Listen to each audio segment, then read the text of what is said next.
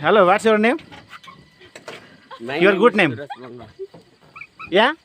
My name is Suraj Manga. Suraj Manga. What's this? You know? This India flag. National flag. National. Yeah. Say something about me. राम्रै लाग्छ अन्त के भन्नु सबैजनाले गाडी खाली हुँदा चाहिँ चढाउनुहुन्छ हो अन्त अरू ड्राइभरले पनि चढाउनुहुन्छ अनि त्यो कोही पनि नराम्रो चाहिँ हुनुहुन्न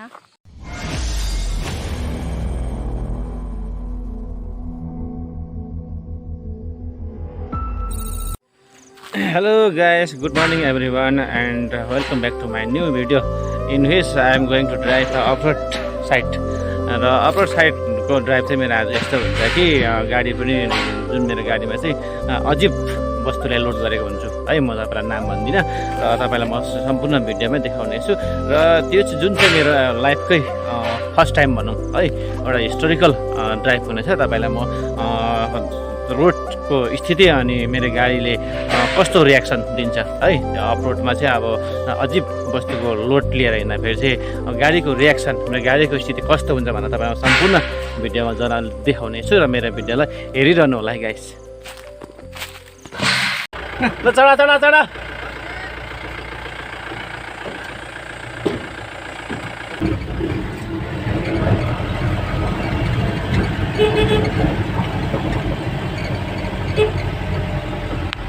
जाने हो ल चढ्यो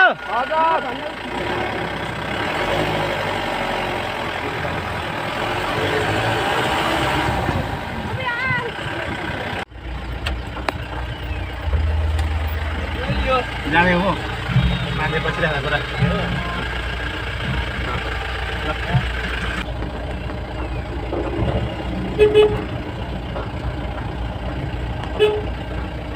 हेलो चढ्ने हो गाइस। आज चाहिँ म नानीहरूलाई यहाँसम्म ल्याउनु मात्रै आइरहेको छु होइन। मेरो चाहिँ काम अलिक तल थियो तर नानीहरूको दुःख देखेर होइन टाढोबाट हिँडेर आउनुपर्छ र यसरी मैले काम जहाँसम्म थियो त्यहाँदेखि अलिक माथिसम्म ल्याएर यसरी नानीहरूलाई छोड्दैछु र नानीहरू चाहिँ मेरो गाडीबाट यसरी कुदेर अब चाहिँ हेरेर जानेछ। Hello what's your name? Your good name? या My name is Suraj Manga. Suraj Manga. What's this? You know? This India flag. National flag. National. Yeah. And nickname? You know any one nickname? No. This is the our national flag. त्यहाँदेखि अर्को नाम चाहिँ म यसलाई हामी भन्छौँ कि तिरङ्गा है। मोदीजीले भन्नु भएको छ घर घरमा तिरङ्गा है। त्यहाँदेखि अर्को चाहिँ म के भन्न चाहन्छु भने चाहिँ अब हाम्रो आन बान शान है यो। र जब बाटोमा म ड्राइभ गर्दा नानीहरू देख्छु है मलाई बचपनको याद आउँछ ताकि हामी पनि यसरी हिँड्दै स्कुल गएको है। र गाडीहरू आउँदाखेरि पनि गाडीवालाहरूले नरोकिदिएको क्या गाडीमा चढ्नु पाएर हुने थियो है। अलिकति टाइम कभर हुने थियो सर्टमा पुरा पसिना आएर है कलर बेलुका धोएर राखेको सर्ट चाहिँ अब स्कुल पुग्दा नपुग्दा चाहिँ त्यत्तिकै कालो भएको है। त्यस्तो याद आउँछ र म नानीहरूलाई चाहिँ आफ्नै अनुभव सोचेर म सबैजनालाई चढ भनेर लिएर आउने गर्छु है। र देखिरहनु भएको छ ब्याकग्राउन्डमा नानीहरू है नानीहरू त होइन भाइ बहिनीहरू क्लास 5देखि लिएर 11-12मा पढ्ने बहिनीहरूसम्म यहाँनिर देखिरहनु भएको छ। नानीहरूलाई पनि म तपाईँको अगाडि स्क्रिनमा ल्याउनेछु है। को बोल्छ? सबिना बोल्छ। तिम्रो शुभ नाम? सबिना तामाङ। सबिना तामाङ। कुन क्लास पढ्छौ? क्लास 12मा है। र हिँड्दा चाहिँ जोडै हुन्छ स्कुल आउँदा जाँदा है। कोही कोही बेला त गाडी भेट्छ प्रायः त हिँड्नुपर्ने हुन्छ। र कस्तो लाग्छ गाडीमा यसो चढ्नु पाउँदा र कोही दादाहरूले गाडी रोकेर यसरी चढाउँदाखेरि चाहिँ से समथिङ एबाउट मी राम्रै लाग्छ अन्त के भन्नु सबैजनाले गाडी खाली हुँदा चाहिँ चढाउनुहुन्छ हो अन्त अरू ड्राइभरले पनि चढाउनुहुन्छ अनि त्यो कोही पनि नराम्रो चाहिँ हुनुहुन्न। धेरै धेरै धन्यवाद होइन ड्राइभरलाई यो पनि छ हेर्नु भन है। ल थ्याङ्क यू ल जाऊ ल धन्यवाद। Thank you.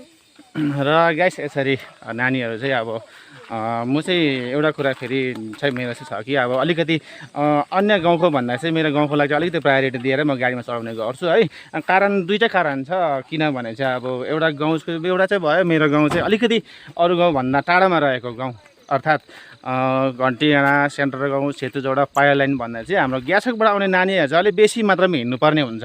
त्यही कारण पनि म गाडीमा उहाँहरूलाई चढाउँछु। अनि अर्को कुरा चाहिँ जुन भनिन्छ नि गाडी घोडा है मिसिनेरी चिज हो, के ठेगान भन्ने एउटा भनाइ छ।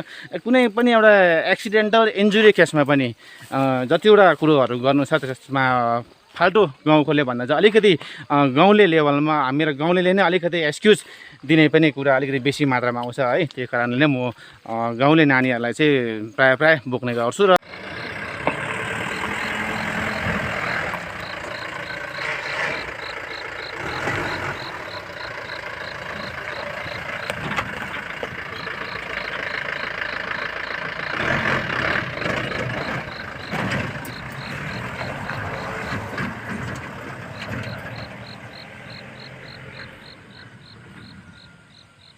र अघि नै मैले भनिसकेको थिएँ अफरोड ड्राइभ अनि अफरोडमा जुन अजिब प्रकारको मेरो गाडीमा लोड हुन गइरहेको छ भन्ने कुरा चाहिँ यही हो, देखिरहनु भएको छ पाइप लोड भइरहेको छ। र यो पाइपको लम्ती चाहिँ 20 फुट छ गाइस, र यसको जुन मोटाइ भनौँ है डायमिटर चाहिँ 3 इन्च को डायमिटरको छ। र 3 इन्ची गोलाइ भएको र 20 फुट लम्ती भएको पाइप चाहिँ लोड गर्नुपर्ने हुन्छ गाइस। हेर्नु होला गाडीभन्दा चाहिँ कहाँ लामो छ होइन, एकदम बाटो पनि रफ छ, देखिरहनु भएको छ बाटो गति यस्तो छ है।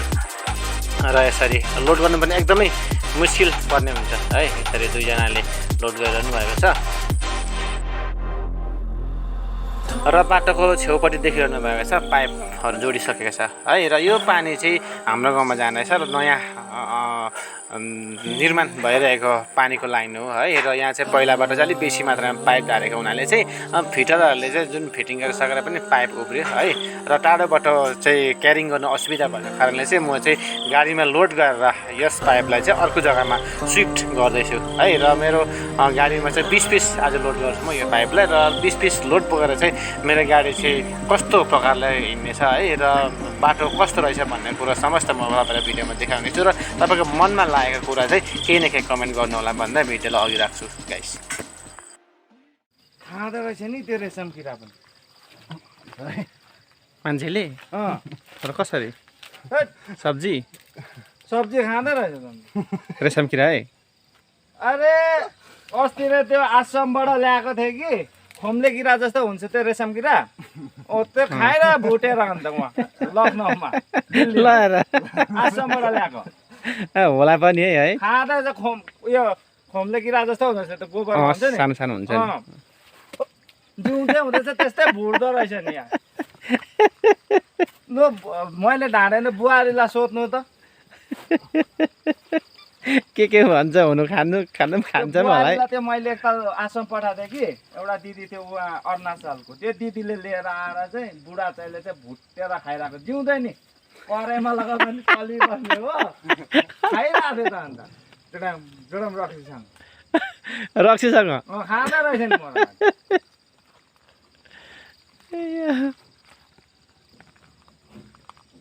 सेम खोम्ले किरा जस्तो हुँदैछ नि त। माथि जानुहोस् न, यो त हाम्रो त गोबरमा पाउँछ भनेको त कहाँ यो खान्छ भन्छ न।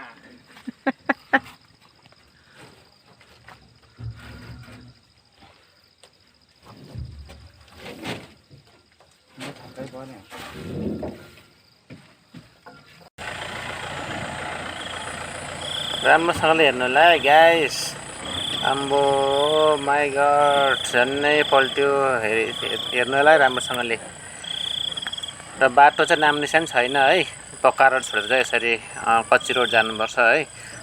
एकदमै बारीमा कुदाएर लानुपर्छ गाडी है। हेरिरहनुलाई त्यहाँ चाहिँ अलिकति पाइप छ माथिबाट है, पाइप अल्झिन्छ भनेर चाहिँ त्यहाँ पाइप चाहिँ उठाउनु पर्ने हुन्छ।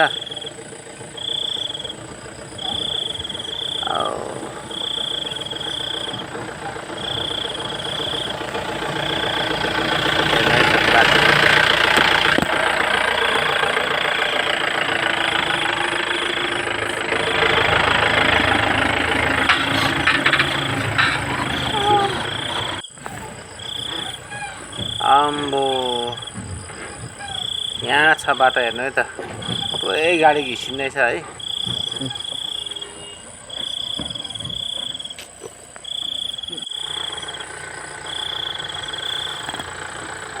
हेर्नुलाई त गाइस यस्तो चिप्लो छ पनि ल्याऊ है गाडी नहिँडेर चाहिँ उहिले कहिले खनेको बाटो छ है त्यसरी चाहिँ अब 4x4 गाडी मात्रै हिँड्छ यहाँ चाहिँ त्यो पनि एकदमै दुःखले हेर्नुलाई चिप्लेको ओ यारी